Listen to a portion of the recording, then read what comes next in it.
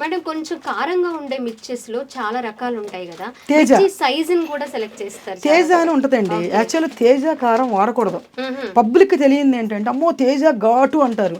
కడుపులో మంటల మండి కడుపులో పేగులు ఇదైపోతాయి. ఎందుకంటే మనము టేస్ట్ కోసము కొంచెం స్పైసెస్ కోసం వాడుతున్నాం కానీ కారం గొడ్డు కారం తింటాక మనం తింటలా. కూర టేస్ట్ రావాలి, మిరపకాయని బట్టి కూర టేస్ట్ రావాలి. కారం ఇప్పుడు కారం పెరగటువంటి పచ్చిమిరపకాయ కూడా వేసుకోవచ్చు. కానీ ఆ తేజ అందరూ వాడతారు చాలా మంది కారాన్ని చూపిటకి.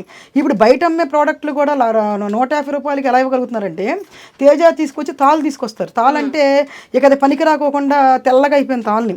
సపోజ్ తేజ 120 రూపాయలు ఉంటే తాళ్ళు 50 రూపాయలకి ఇస్తాడు. ఆ 50 రూపాయలు తాళ్ళు తీసుకొచ్చి ఈ తీసుకొచ్చి 2 కలిపి మిక్స్ చేస్తాడు. అప్పటికి 100 రూపాయలు పడుతుంది కదా. పడినప్పుడు ఏముంది 100 150కి అమ్ముకోవచ్చు, 120కి వేసుకోవచ్చు. కానీ తర్వాత అది మీరు అనుకుంటారు కారం ఘాటు ఉంది కదా అమ్మ మన నెంబర్ 1 కారం అనుకుంటారు.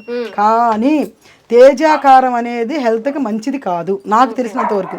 అంటే అంత ఘాటు తినటం అనేది అసలు బాడీకి మంచిది కాదు.